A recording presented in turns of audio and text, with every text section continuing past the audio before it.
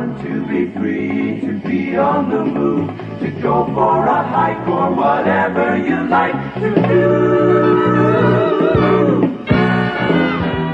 To all there is to be done. It's fun, it's fun, it's fun. To be free, fun to be free. Welcome to Dream Sounds. This is our first interview episode. We're going to be taking some time to ask Greg Meader some questions. Greg wrote me after I published that Pirates of the Caribbean video, and he offered some input on his experience as a sound designer at Walt Disney Imagineering. And after I read his Facebook message, I decided to get in touch and ask him if he'd be comfortable answering more questions. And we're so glad to have you here, Greg, and thank you so much for doing this. That's great to be here.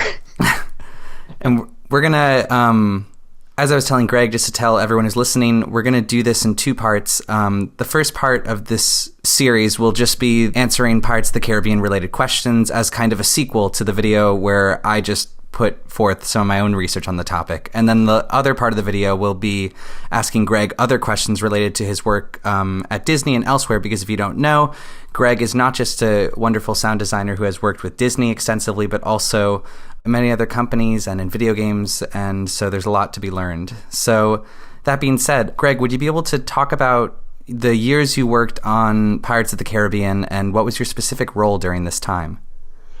I worked on Pirates. I didn't work on the original, obviously. I'm not that old, but I worked on Pirates from 1989 till 1994. And when I say Pirates, I mean Pirates for Disneyland, Pirates for Tokyo Disneyland, and a little bit in Paris. Mm-hmm. So Walt Disney World down in Florida was kind of a done deal. You know, it was an existing ride, so not much was done with it when I was around. My biggest involvement was in 1989 with Imagineering. We were converting over to digital Pirates rather than analog Pirates, at least as it's concerned with audio. So that was what my role was at the time. It was just something that had to be done, and I was the new guy, and it wasn't the most exciting work, but it was interesting. And I can say that you definitely got to hear the Pirate soundtrack a lot. So I know the words, I know the sayings, I know everything that's spoken in that ride. Probably better than I should. And as far as France goes, I will call it EDL because that's what it was called when I worked on it. So I may slip up and not call it Disneyland Paris. But I was the United States supervising sound editor. And by that, I mean, we had a guy over in France who was stationed over there for 2 years, and he was handling every attraction in the park. So stateside over here, I was doing all the work that needed to be done over here. So I worked on Pirates for France or Disneyland Paris. Wow. Yeah, I personally, Pirates of the Caribbean in Paris is my hands down favorite version that I've ridden of the ride. I love so much how just how immersive the sound design is in general. I think it really, especially in the opening scenes where it has that sort of Blue Bayou sort of aesthetic similar to the Disneyland version, I feel like it melds well so many aspects of both the Florida version and the California version, and then also adds a completely different twist, which is just incredible. And I was wondering, you mentioned being involved at WDI in digitizing audio from the original 35 millimeter printmasters to solid state in 1989. What exactly would this process be like at the time? And do you find that there were any trade-offs? Because I assume that having a higher quality sound system makes the recordings sound better, but were there any things that you found were more tricky about the process? Yeah. It was this was 1989. So digital had been around, but it was just sort of becoming a thing. And to be honest, the original printmasters, because originally when they recorded this soundtrack, it was all on 35 meg because it was recorded at the studio, and the studio was a film studio. And in the 60s, all film audio was on 35 millimeter full stock, it was called, or full coat. It was just basically 35 millimeter wide film print, but it was all audio rather than picture. So everything for Pirates was done at the studio with 35 meg. So the original printmasters all exist. And what they would do from that is they would strike a copy and that copy would be sent over to WDI, and that was the copy you would use to make what were called cart tapes, which were basically 8-track tapes that would play in the ride, in the attraction. And that was how it originally was done. So with Disneyland and with all the theme parks, maintenance is always a big issue. So, and I'm getting to my point here with digital. Maintenance is always a big issue. So the less moving parts there are, the happier the maintenance department is. Mm-hmm. So when digital became a thing, it was like with solid state audio, you could say, well, there's nothing moving. It's just a digital audio card gets triggered, the sound plays, but there's no moving parts. And so maintenance was very happy with that. So they were very happy for this conversion. So what we did was we just started taking the original. We went back as far as we could to the original source tracks, the 35 mag tracks from the studio, as far back as we could find. And we just started digitizing them. The trade-off, I guess, is that digital recording or sampling at that point wasn't quite to the level of quality that it is now, just due to processing speed and hard drive space. So, today if you watch like DVDs or 48K, 16-bit, or even 24-bit, most audio work is done at 96K, 24-bit now. Mm-hmm. You can go higher, but you're just burning up disk space. But anyway, the point with the digitizing was that at Pirates, we sampled everything at 35K or 23.4, depending on the size of the EEPROM chips we had available. And it was 8-bit. So it honestly didn't sound as good as a 35 mag. However, it never sounded any worse because there was no tape being played. So, analog tape wears out every time you play it. Mm-hmm. And at some point you have to replace these tapes. So when you digitized it, when you digitized it stayed that way for the life of the sound. And so the trade-off would be that the sound quality probably decreased a little bit just because it went down to a 35K or 35. It was 35.1 and then 23.4 sampling rates for the different parts of the attraction. So I think that was the trade-off. It's just the sampling quality wasn't as good then. Now, these days it's all been redone and it's all, I don't know what it is exactly, probably 48K, 24-bit or 16-bit. So it sounds really good now. Mm-hmm. But in the early days, it didn't sound horrible, but it didn't sound as good as we all knew it was going to sound. Mm-hmm. Thank you for sharing that. I guess that's the big trade-off, was just the sampling quality wasn't quite up to what we all wanted, but it was what existed at the time, and that was the deal. Mm-hmm. That's really interesting. Something that I find really interesting in general about the audio in Pirates of the Caribbean and just in Disney dark rides in general, which is kind of the reason why I started this YouTube channel in the first place, was just that the orchestration is very, very carefully planned, it feels. And it's never too dense, and you never hear sounds really conflicting with each other. And like in the Blue Bayou scene in Disneyland's version of Pirates, having the banjo outside of the range of the ambient noises and etc. in a way that kind of allows you to feel immersed but doesn't really overwhelm the ear. And I understand you weren't involved in making orchestration decisions for Pirates, but would you be able to speak about what orchestration means in dark rides in general and your experience personally in recording sounds for various rides? Because, in other words, are there any methods for grouping certain sounds together in dark rides so they blend together effectively? Any insight regarding that would be super helpful. I can give you insight from a recording engineering side, not necessarily a creative side. I have to say with Pirates, Pirates is one of the very first dark rides ever made. I don't know if it was the first, but it was the first, I think, on that scale. Mm-hmm. And so honestly, and I wasn't around then, but a lot of what they did was just, I don't know that it was planned. I think it was more of a happy accident, like with the ambient sound in Blue Bayou and the banjo and everything. It was just, we got a banjo player over there, let's put the sound over there, and it just works. Mm-hmm. I can't say that it was planned that way, just because I don't know. But based on later attractions like that I worked on, which would be Pirates in France, Phantom Manor. Mm-hmm. And then in like the Splash Mountains, Florida and Tokyo, that were my attractions. Those were, and even Tower to some degree, although Tower didn't really have looping music like a dark ride would. So, but anyway, you would basically, you would group instruments. You wouldn't really group instruments as a group. You would just you put them out on a multi-track, like you'd record them in the studio, and when you record in the studio, you record multiple tracks of, violins will be on one track, percussion on a couple other tracks, woodwinds on another couple tracks, and you just split things up. And going in, you sort of know with the attraction, if you know there's an animated character with a trumpet in his hand, for example, and I don't know that any attraction has that. I'm just using that as an example. Mm-hmm. But if you know, for example, there's a like a one animatronic figure with a trumpet, you want to have that trumpet soloed by itself. So you just make sure you record that thing on its own track. As far as other instruments, you just record them like a kind of a standard orchestral recording on tape. And then what you do is you take that tape and you mix it in the studio to where it sounds good. You know that in the ride it's going to be multiple channels. So you have to think of it in terms of this, is that think of a multi-track tape. So like a 32-track digital tape. And I know there's no really 32-track tape machines used anymore.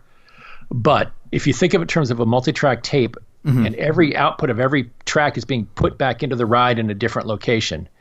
So basically, when you ride through a dark ride, you're riding through, a multi-track tape, in essence, from a sound standpoint. I don't know if that makes sense, but I don't know if there's any method. It's just the recording part is a standard recording, and you just in the ride you ride through and you listen to different tracks, and you want to record everything as separate as possible, which means as many tracks as you have available, you use. So you put all your music on multiple tracks. You don't want to group, let's say you group percussion and brass together. Okay, well, great in the studio because it sounds fine. But then you get in the ride and you find out that, well, it doesn't sound very good. But since the tracks are married together, there's nothing you can do about it. They're stuck. So going in, you just want to make sure you record everything on separate tracks and have everything split out as much as you can. And today with Pro Tools or any of the digital audio editors out there, you've got unlimited tracks basically, so you can just have things everywhere. Mm-hmm. So that's kind of it. You just sort of group you don't really group things by, you do. You group them, you just split them out as much as you can. Mm-hmm. I remember specifically we were recording the new rhythm section for American Golden Dream at Epcot Center, the American Adventure Show. And I didn't work on the original, but I worked on the first redo, which was, I think, 1992 or 93. But I remember when we were recording the percussion section, I was supervising, so I wasn't sitting at the board. But I told the engineer, I said, don't get crazy. Just please split everything out to every track because we need that. And standardly, you record a drum set not on. Well, you'll record it on a few tracks, but I wanted it split out as much as possible because once you get into a ride situation, things occur acoustically that you can just never predict. So you want to have as many options available to you, as you do I call the installation / mix. So that's really kind of the only consideration with orchestration. It's composed the same way. It's recorded the same way. It's just, but you just record it as spread out as possible on tape, or in this case, nowadays in your digital audio workstations. Mm-hmm. Wow, that's super interesting. So in the Golden Dream story that you were talking about, did you mic each drum, or like how many more mics did you have in addition to what was already there, if you remember? It's funny. I don't have it in front of me, but I actually have a picture of the drum set because I took a picture because there were so many microphones on it because I sort of asked for that. I actually have a picture of the set, and but it wasn't a huge amount. It was the kind of the standard stuff: hi-hat, snare, bass, maybe a top and bottom snare mic, a couple overheads, a room mic or two. I don't remember specifically, but I just remember that I told him not to submix or not to mix everything down to a stereo track. Just leave everything on its own track. Mm-hmm. So yeah, it wasn't crazy like with the amount of microphones, but it was more the recording of just recording it on multiple tracks rather than, a lot of times on a console, you have 10 mics coming in on a drum set and you'll kind of mix them down to 2 or 3 just to save track space. Yeah. So in that case, I was like, please just, we have 32 tracks available, put the drums across as many as you need. Mm-hmm. So that was my only request as I remember. So would you say then, so you were talking about how the kind of method or lack thereof for like doing that sort of stuff is just riding through and noticing what to emphasize and what to change about things.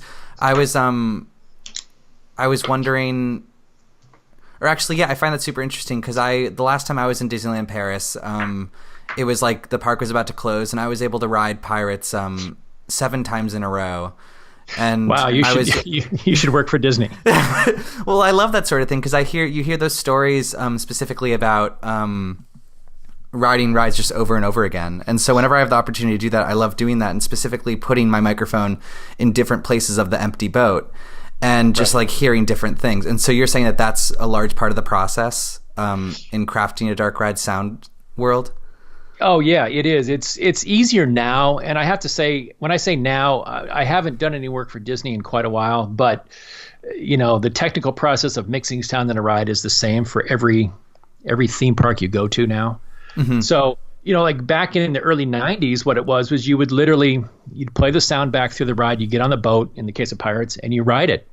And you just make notes. And you go, okay, I heard that pirate. I didn't hear that one. The music sounds a little low. I'm going to bump it up 2 dB. And then you get out of the boat, run back to the equipment room, make some adjustments on your levels, and then you get back in the boat and ride it again.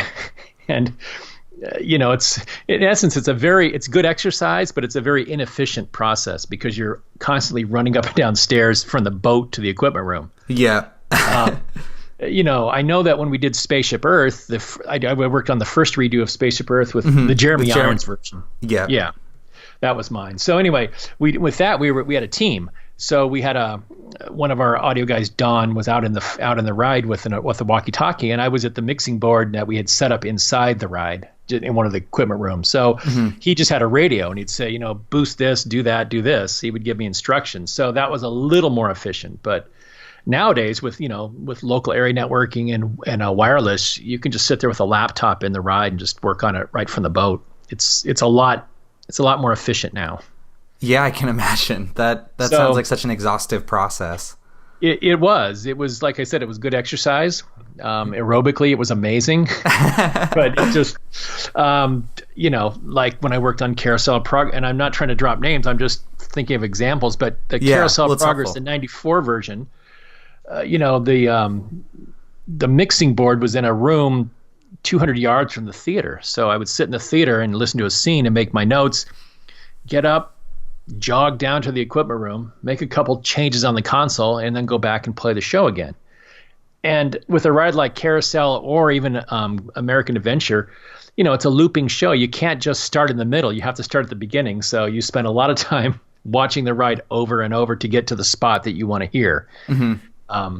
Like in American Adventure, we had a spot, we were working on something, and the show is 31 minutes long. So to hear it, you had to sit there for the other 30 minutes waiting for that spot that spot in the show to come by. and then you heard it and you go, oh, that was the wrong adjustment. And then you fix it and then you wait another 30 minutes. So it's a long time. It was a very inefficient process, but there's just no way around it. Mm-hmm. And would you typically sit in the show for the entire time if you were in that position where you had to wait 30 minutes, or would you step out and then step back in?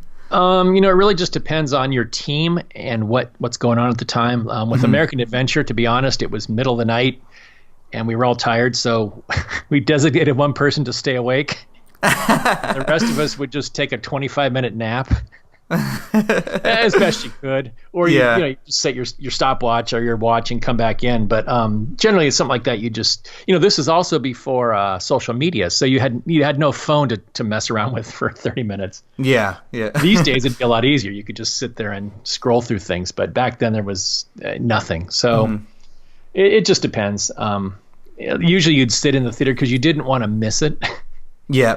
Because if you're like on Carousel, I think it was, I don't know, 24 minutes or however long the whole loop was. Yeah. But if you missed it, then you got to go through the whole process again. So, your job is to do that. So you might as well just be sitting in the theater. Yes. So you don't miss anything. So, and you are, look, let's be honest, you are getting paid to be there to work. So it's better to be in the theater and do your work than hanging out outside because, you don't want to sit there for 20 minutes. Yeah, well, I guess what I was asking also is, like, for me, it has a practical point where, like, if you're mixing for so long or trying to produce something for so long, I feel like your ears might get tired.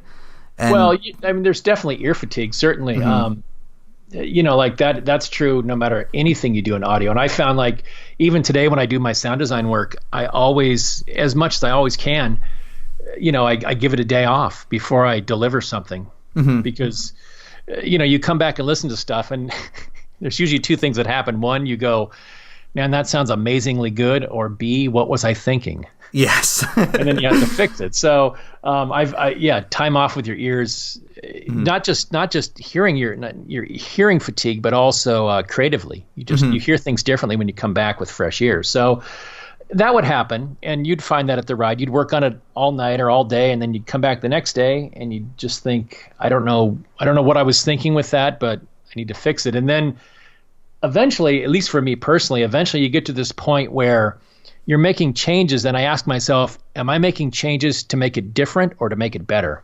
And when I'm making changes just to make it different, I know I'm done. That's a good guideline. It works for me. Now, I don't know if every audio person has that philosophy, but that's that's what I've learned over the years of experience. Because you can tweak a show forever. You can never be done if you want to get into it. Yeah. At some point, you have to walk away from it and say, I'm done. One other thing I was going to mention about the multi-track or the audio in a dark ride is the looping tracks.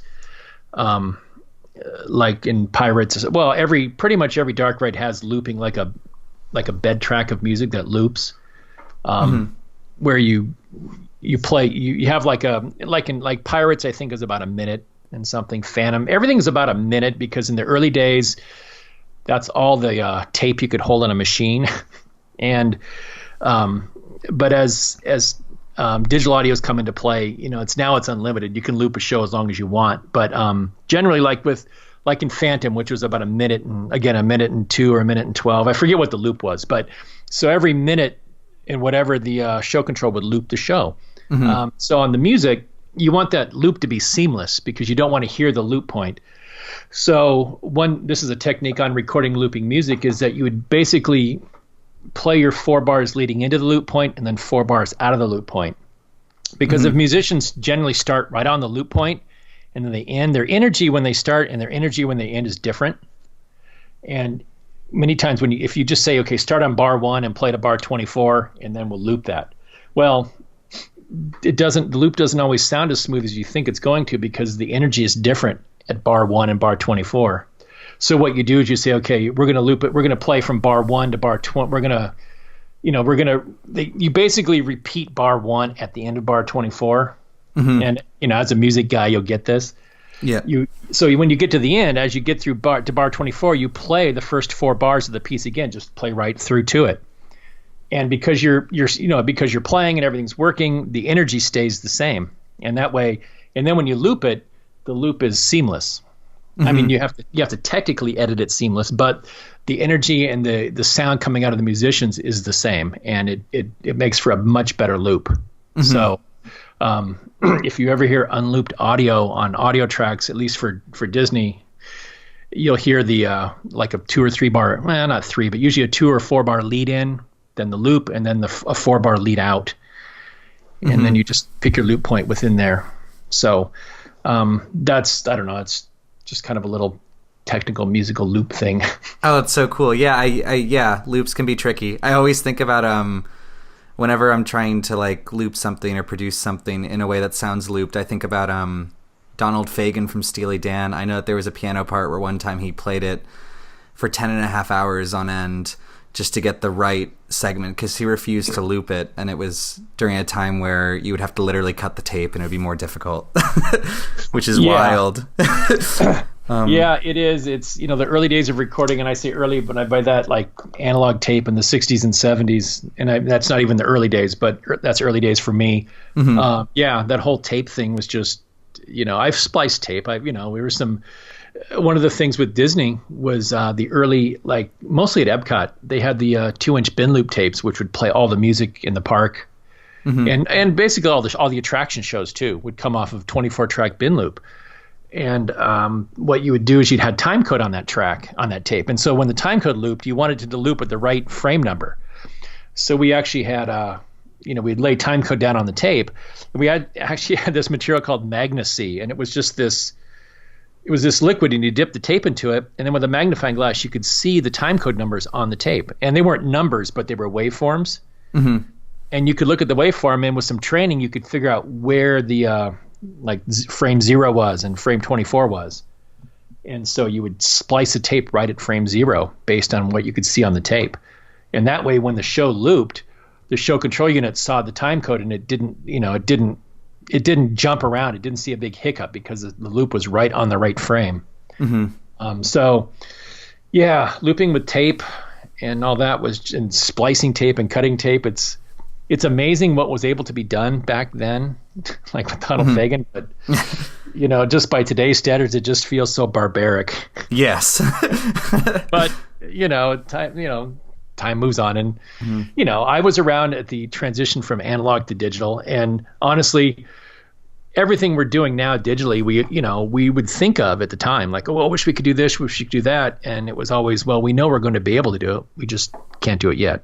I heard on the 20K podcast with they interviewed Joe Harrington and Mike Fracassi, and it was mentioned that they were talking about It's a Small World and just sound design in Disney parks in general, and they were mentioning that It's a Small World was controlled with a 1-inch 32-channel tape, but also the part that I was interested in was that there were mixing techniques to keep the general tracks in sync by having a main arrangement being played and blending it into the different arrangements and recordings throughout the ride, and having like the end result be a mixture of them. Is that something that appears in other rides, specifically Pirates? Because I feel like it's another type of that ride where there is a bunch of tracks being synced, but then there also aren't. And that process is used in basically all dark rides, all Disney dark rides. Pirates is a little different because when Pirates was created, there was only one track of music. Mm-hmm. So in the Pirates case, there's the singing, like, every character that sings, like the singing pirates, the donkey that brays, even the pigs at Disneyland, the pigs are singing too. Mm-hmm. Yeah. And so that's in essence the same kind of the process. You have what's called a bed track, which is your basic music track. Mm-hmm. And then you just overdub on top of that. And that's kind of what they were talking about, where you have a basic bed track that plays, and that's the main music track. It's sort of like Electrical Parade, the same thing. You've got that Baroque hoedown thing playing, and then you've got all little vignettes playing on top of it. Mm-hmm. So it's the same process. You have a bed track that plays everywhere, and then you just you overdub different parts, and then they play out literally different speakers in the attraction. So that's what and it kind of falls back to what I had said earlier about multi-track. You're in essence in a dark ride, you're riding through the middle of a multi-track tape. Mm-hmm. You're hearing all the tracks, and they're not all coming out of in a studio, you hear all the tracks coming out of 2 speakers, but in the ride, you're hearing the track coming out of 105 speakers. So it's truly like a surround track, in a way that's not like a theater surround. It's just you're immersed, and if it's done right.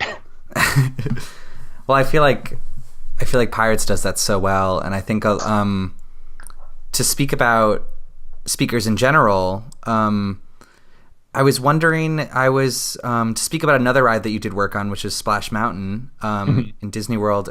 I was wondering if you could speak about, I'm going to combine 2 of the questions here. If you could speak about speaker placement and direction and in general, and also about just hiding the speakers and what the technique like that is. Because I know, for example, in Pirates, I was in the Magic Kingdom a few weeks ago, and that was when I was researching for this video, and I was noticing that a lot of speakers looked like they were wrapped in fabric and rope to appear as boxes. And even on Splash Mountain, I saw some, like Brer Rabbit's house before the first drop is the fabric was removed the time we were there, so we just saw the speaker exposed. But there are a lot of speakers like hidden via fabric and other sorts of things. And I was wondering, is there a trade-off between sound quality and effectively hiding speakers? And also, is there a specific technique for speaker placement and direction? There's no real technique other than just make sure it's pointed in the right direction and you hear what you want to hear. I mean, basically when you're doing sound, at least with a Disney ride, as the sound person, you are your goal is to make it sound good for the listener. So like in Splash Mountain, we had show set drawings, and myself and the writer, Mark Rhodes, we would sit there with the drawings and go, okay, if the boat is here and the characters are here, where do we want to hear their singing? Do we want to hear it right here or 10 feet back or wherever? We made a decision where we wanted to hear where you wanted to hear stuff. Mm-hmm. And we would just basically say, okay, here's where we are. We want to hear it. We'd prefer the speakers back here. And then we would mark up the drawing and send it off to the AV engineering guys who did the actual, speaker layout hardware drawings. And what they would do is it was always a trade-off. Again, you'd say, okay, the best place to put the speaker is here. And the AV guys would say, well, we can't put it there because there's, conduit for something else there. So we're going to have to move it a little bit. Okay. And then you get the art director, the set director, the show set design person who comes in and says, well, that doesn't look good at all, so we're going to move it over here. Mm-hmm. So it was always when everything worked out, you got it placed right where you wanted, but it wasn't really always a choice of us where the speakers where they actually ended up being placed. Oh, okay. There's no real technique to it. The idea, ultimately you want everybody to be happy. As a sound person, you want it to sound good. As a show set director, you want it to look good. And as the AV engineer, you want it to be very efficient and designed well. So everybody had a hand in it. And, most of the times it worked out. There were several times I can think on Splash Mountain where the speaker location was like 30 feet back from where the characters were. Mm-hmm. And speakers aren't as directional as you'd like sometimes, so their sound would tend to kind of splay out across a bigger area than you wanted. But it's sometimes it's all you could do. It's at some point you have to just sort of say, okay, that's it, that's all it can be. Mm-hmm. Another not a big issue, but at least with Disney, the visual people always had a lot of I guess I'd say priority sometimes over audio.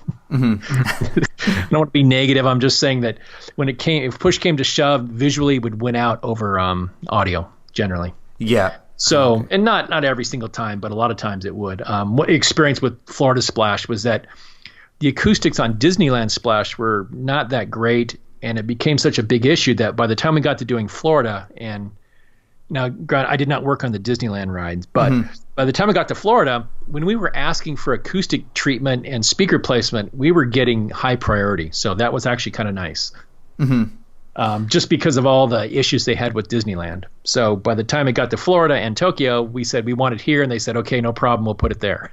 Mm-hmm. And unless there was a major thing like there were structural issues and stuff that sometimes you can't put a speaker there because of there's a beam that's a support beam for something, so you can't move that, and you can't move. The speaker's got to move. So, but other than that, it was Tokyo and Florida Splash were kind of a dream because everything was placed pretty much where Mark and I had asked for. Mm-hmm. So there's no real technique other than just you want it to look good and you want it to sound good. Mm-hmm.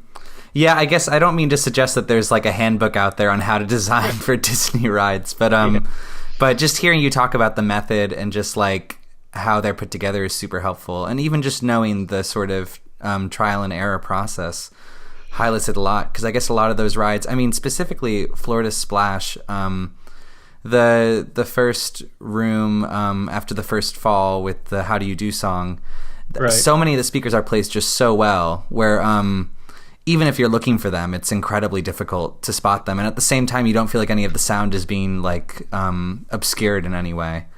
Well, that was by design. We spent a lot of time, Mark and I spent a lot of time placing speakers where we wanted them. And, everybody worked together on that one because of the issues at Disneyland. I think Florida Splash was maybe an exception where everybody was kind of tuned into sound. Mm-hmm. And it paid off for me personally because I don't have it in front of me, but I did get a letter from Tony Baxter saying, this is the best sounding Disney ride ever.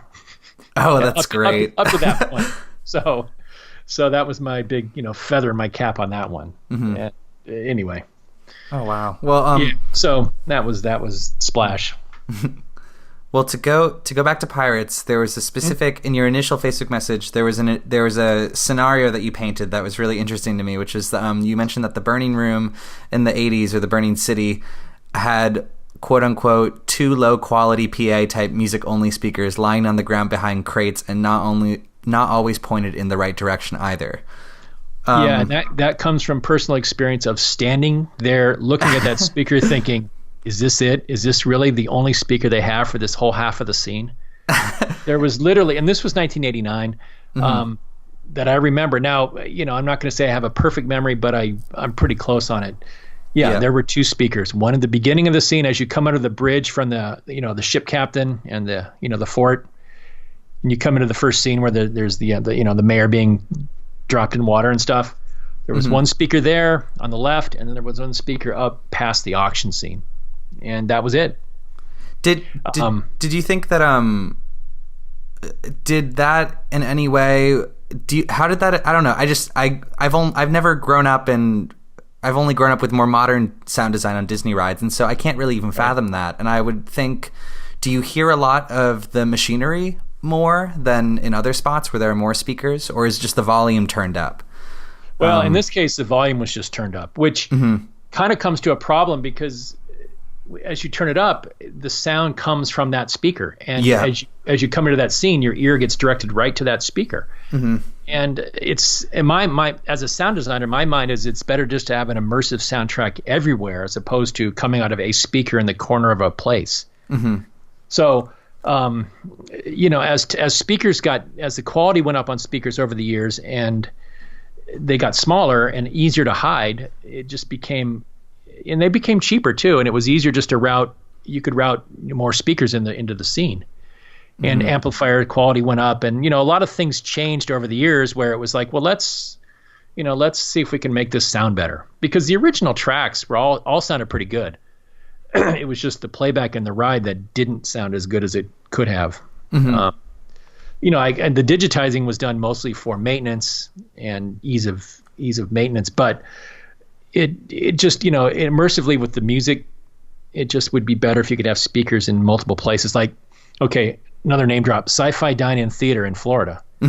That was also my show. And I love that one because there's all those drive-in speakers. And you can sit there at a table and have lunch and talk. And, well, I don't know if it's changed now. Now, when we installed this is how it was. But you could have a conversation at the table, and you could still hear the sound, but it wasn't overbearing. And yet when you stood up and just stood there, you could hear the sound in the theater just fine. But yet when you sat down at a table, it wasn't so loud that you couldn't carry on a conversation. And I always thought that was a, kind of a neat thing that we were able to do with that. That's definitely that was always one of my favorite results of that whole project. Because what we did is we built a mock-up of the vehicle in just a space we had at WDI.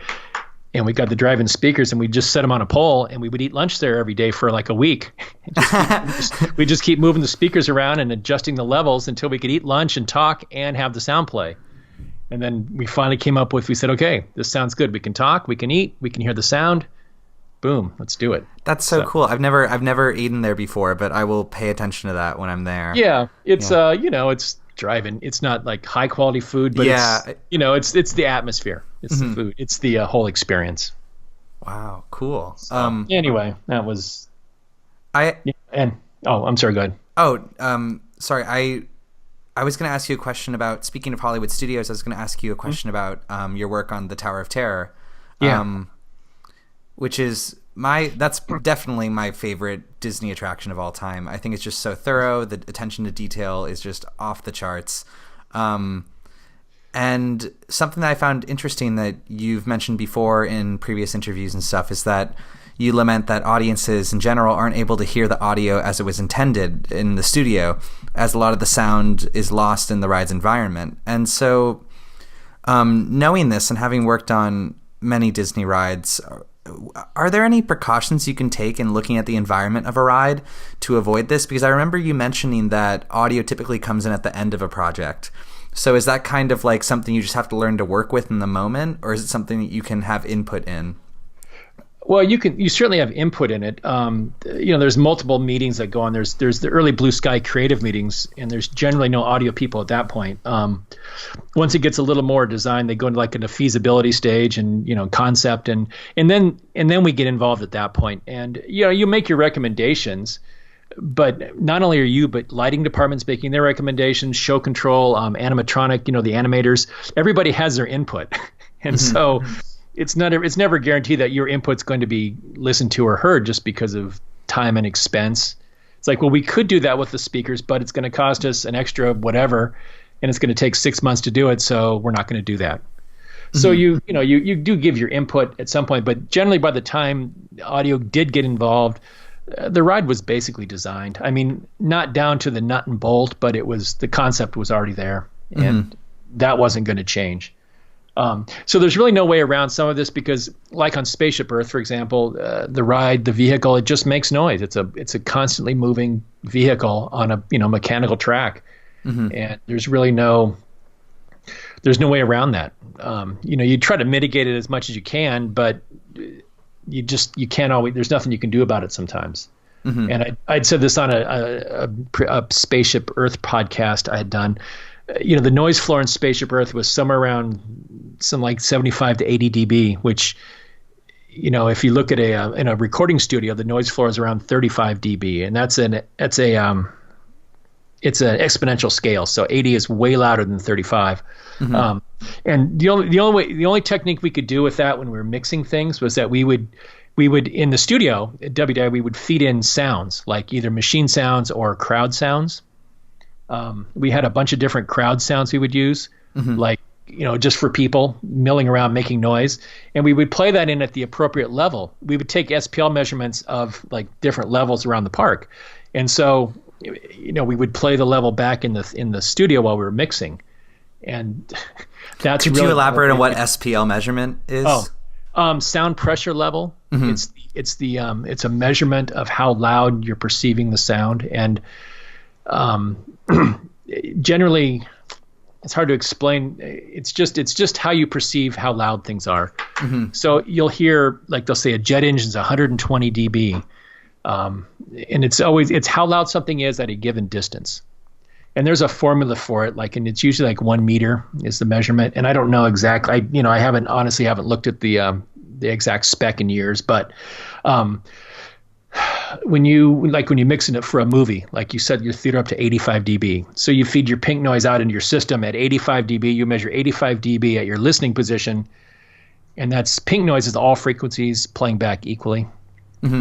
And so you set your speaker levels to 85 dB, and that gives you a good balance between bass and high end. And like home theater is usually 72 dB. Music is around 82. How you set your speakers. But theme parks, there is no standard because every ride is different. So you really can't use a standard. So SPL is just it's just a measurement term for how loud something sounds. And do you think on a ride like Tower, you can also kind of lean into the aesthetics of it being a service elevator, and that kind of leaves more room for the sound design? Whereas a ride like Spaceship Earth isn't as much? Yes, exactly. You can, especially like in the drop shafts and the ascent shafts, because those elevators were amazingly quiet. If you ride them without sound, they're very efficient. They make hardly any sound at all. So you have to kind of make everything sound like it's an old elevator. So that, it's funny because ironically with Tower, there wasn't a lot of extra noise with the vehicle. The biggest problem in Tower for me was the boiler room or the queue line area when you first enter after you could go through the outside and the inside and you get into the boiler room where you board the elevators. I did what I thought was very cool, like a 5 or 6 channel mix of the boiler room, like with boilers igniting and water dripping and all sorts of metal creaking and a lot of neat sounds. But the one thing I forgot to do, my big mistake, was that I forgot the room was going to be full of people making noise and talking. So in the studio, it was quiet. And I thought, this sounds pretty good. And I played it for everybody and everybody was happy with it. And then we put it in the ride and I couldn't even hear it because there's so many people in there. There's hundreds of people in that room. And I just thought, wow, I missed the mark on this one because that's one of those things. If you hear it in the studio, you're like, wow, this sounds pretty, it sounds pretty ominous. It fits the ride. It sounds pretty neat. But when you get in the room with a bunch of people talking, it all gets absorbed and goes away. So for me, like with Tower, but there's no way around that. The room's, it's a ride full of people and it's always going to be that. So, what I should have done was just gone for less subtlety and a little more in your face sounds and probably would have been better. But Yeah. Anyway, so that's the I guess that's the Tower. Can I ask you another question about Tower? Sure. You mentioned before that I saw in a forum where people were speculating about how the background music for the original Tower was built, and you said that you were almost positive the Lexicon 480L was used for reverb effects and stuff like that. Were there any other types of specific equipment or effects that you employed while making the soundtrack for this ride? Or that you know about? Well, the one that I use now, Pirates Tower was done with a number of people involved. So I was the main sound effects guy, but like Ron Fish is the guy who did the background music. And anyway, I only speculate that he used the 480 because that was the main piece of hardware gear in the studio, and the 480 is an amazing piece of machinery. So I honestly don't know all that he used because he never told me and I never specifically asked. But for me, like with Tower, I used a thing from Furman called what is it called? The bass enhancement system. It's a low frequency subharmonic synthesizer, and you basically feed your sound through it, and it takes the lowest sound that it hears and it reproduces that sound at 1 octave lower, and it just adds a lot of oomph to your subwoofer tracks. And you can adjust the level too, so you can kind of mix in the subharmonic bits. And so I use that a lot in Tower with the subwoofers, because in the the ascent shafts, the drop shafts, the subwoofer is pretty far away from you at times, and you couldn't always hear it. So it was the subharmonics really helped because they really created some low frequencies that would travel through that building in a nice way. So yeah, the 480 was the main one. I used the PCM 70 Lexicon reverb. And one of my other favorite boxes was the harmonizer, the Eventide H3000 harmonizer or ultra harmonizer. What's cool is they've just recently come out with a plugin for that, so you can get the whole thing on a plugin now. But it was just an amazing processing box that would do all sorts of, not just pitch shifting, but it's hard to describe. It did pretty much everything other than reverb. So echoing and delaying, and we used it on the Star Tours post show in France. There was a robot that she spoke in like 6 languages. And so we'd have her record the script in 6 languages. And what we would do is we'd feed her dialogue into this box at points when we were editing and hit the random button, and it would just garble everything. And what it would do is it would garble it in that language. And then we would do it in the other language, like English into German, and we would garble it in German and garble it in English. And then you go in and you edit those two together. So it sounded as if when she switched languages, she would do this kind of this robotic garbled thing. And I always thought it was kind of a neat effect. So, oh wow! But I have to be honest, I didn't use that box on Tower. Oh, okay. Well, that's still super interesting to hear about the making of those things, because I wouldn't have guessed that at all. So Tower for me was mostly low frequency. The subharmonic was the big thing, and a lot of the sound effects I recorded a lot of the elevator stuff at the Disneyland Hotel, but the trouble is that real life sounds never sound like what I call the Hollywood sound.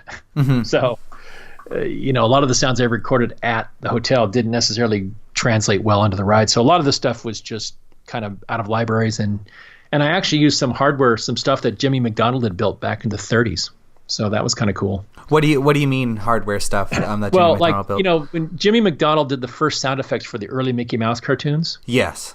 And back in those days, they didn't have computer sound effects libraries. He basically had a room, and if he needed something, he built it. So if there's a lot of great film out there of him doing that stuff, of big giant wash tubs and mops and hitting things and stuff. So all that stuff that was built, most of it is at WDI now, and it was all available to me. So I would go into the room and go, I need some squeaky pipes. So he had built this mechanism of squeaky pipes with valves and handles and knobs and things. And so you wheel that into the studio and just, record it. So that's what I mean by hardware. It wasn't stuff out of a library. That's so interesting, though, immersing people in real life via Foley. And that's well, Foley, if you have the time and the budget, Foley is always a better way to go in my mind. But you don't always have that luxury. Yeah. Because libraries will have good stuff, and sometimes libraries have some great stuff, but other times what they have and what you need are two different things. So at least with Foley, you can create exactly what you want. So that was the neat thing on Tower, was using some of this old, and it was kind of a historical thing too, using stuff that was done on the early Mickey Mouse cartoons, using some of those props for Tower. Mm-hmm. So kind of kept the Disney sound effects legacy alive. Cool. Well, we have 2 more questions in this Pirates of the Caribbean adjacent section of this, and this may have to be a 2-parter. Yeah, I think it will be. And I just realized how much we went into non-Pirates of the Caribbean things, but I still think it's relevant. This is just like general stuff about dark rides. So yeah, well, just keep me on track then with Pirates, because I'll tell you stories all day long. So did you get the photo I sent you? I'm going to put this in the video so people listening can see it. But I sent you a photo. Or would you be able to explain what's going on there? I'm looking. That's the one with the dog and the machine, right? Yeah. Yeah. Well, my initial, it's funny. My initial impression is that it's a setup shot. It's not a real working shot, because there's multiple things going on. It looks like, and I don't know if it's him, but it looks like Ex Atencio on the right with the microphone. Yeah, I think so too. And I don't know if it's him, but I know he was involved in Pirates, with the voices and stuff. So it's probably him. But anyway, my guess is he's recording dog barking sounds for that dog. Mm-hmm. And that's like in the back, you see the 35 meg audio machines. Mm-hmm. And you'll notice that there's 4 of them, and there's 4 little VU meters up on the left. So they're recording 4 tracks of audio. But based on the fact that the dog's in the room, tells me it's a setup shot, because generally you wouldn't have the animatronic figure sitting in the room with you. Mm-hmm. You just have a picture of it or something. But the fact that the dog's in the room and there's mag machines in the back tells me that it could be a programming session too, where they're playing the audio back and they're programming the dog to be movements to match the audio. Mm-hmm. And so, honestly, I don't know exactly. It looks to me like a combination recording / programming session is what it looks like. And your hunch would be that they wouldn't be doing that at the same time? Well, they wouldn't be recording and programming at the same time. Yeah. Generally, you'd record first, and then the programmers. Well, now see this when they did this for Pirates. I'm assuming this looks like Pirates. Probably in the 60s. This is in the 60s. They were reinventing the wheel every day, so they may have done it that way back then. During my time, you would record first, and then the programmers would program second. Mm-hmm. You'd record the tracks, you'd edit them, you'd get them all done, and then you'd send that audio off to the programmers, and then they would program with your audio from that point on. You wouldn't record and program at the same time. Mm-hmm. And the mag machines would have the audio on them, and they would play them back, and they would be programming the movements of the dog to match that audio. But I don't see a programmer in the picture. And X, I'm saying it's X, has a microphone, which would be recording the sound. So it looks like, that's why I say it looks like a setup shot. Mm-hmm. And maybe it wasn't. This was probably done at about 65, 66. So I don't know exactly what they're doing, but yeah, I think it's from a promo video, so that would make sense. Yeah, it just looks like it's set up, because it looks like a combination of recording the dog singing or howling and playing back the dog howling while they program the dog to move. Mm-hmm. So I'm going to call it a setup shot that combines 2 activities into one. Mm-hmm. Yeah, and those reels in the back are 35 millimeter full coat audio tape machines, RCA or Westrex. But that was the recording tape of choice for film back in the day. Mm-hmm. And since all the early Pirate stuff was done, I think at the studio, that would make sense.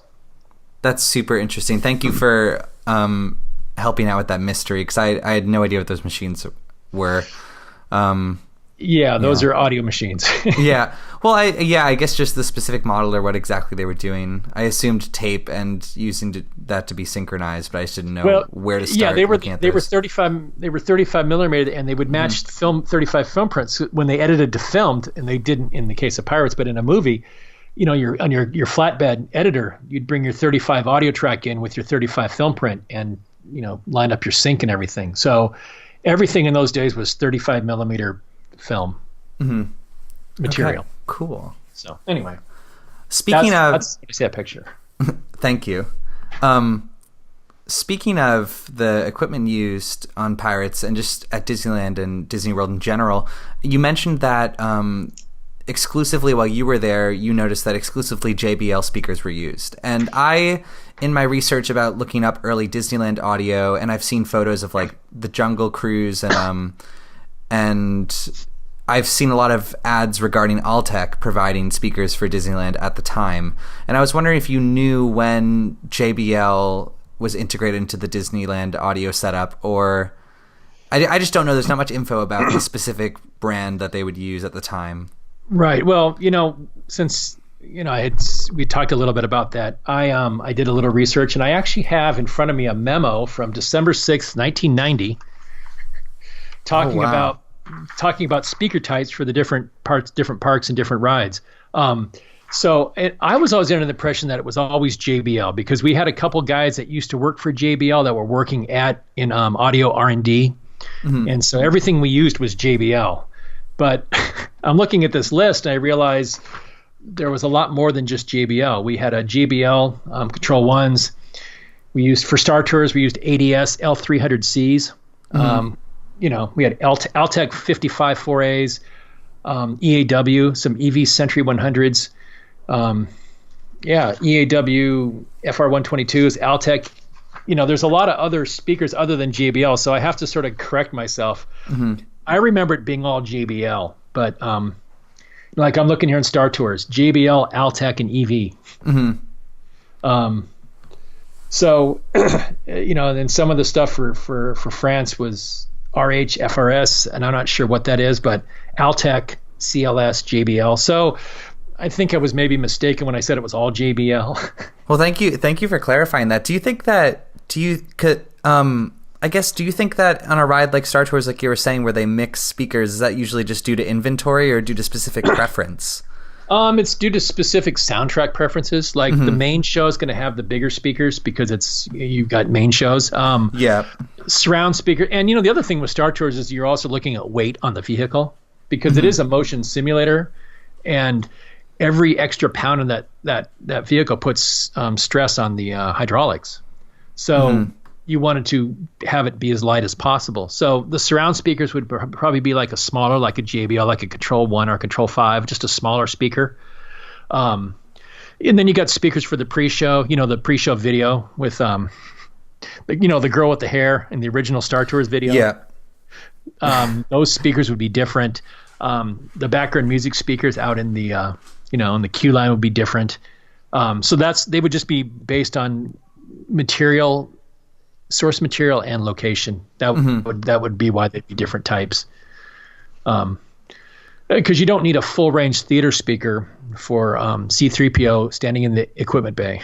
Mm-hmm. Yeah. it's one voice. You don't need you don't have the full soundtrack playing. So that would be that. So yeah, I just thought it was interesting to me too to find this memo, because I realized that there were we used a lot more speaker types than I thought. Mm-hmm. So that's so interesting, because there isn't much. I don't know. A lot of the research I've been doing in terms of figuring out historical Disneyland sound setups is there's no real info or documentation about it. At least on the outsider's perspective. Well, there isn't. And I don't know this. I didn't go into every single inch of every file cabinet at Disneyland, but there's not a lot of it at the park either, because a lot of it was just. The maintenance guys, they would document it just so if they had to go back and fix something, they kind of know what parts they used and how they'd done it. So, if you look in the maintenance cabinets, which I never did, like the file cabinets with all their documentation, they have a lot of stuff there. But for what I did, I never was really.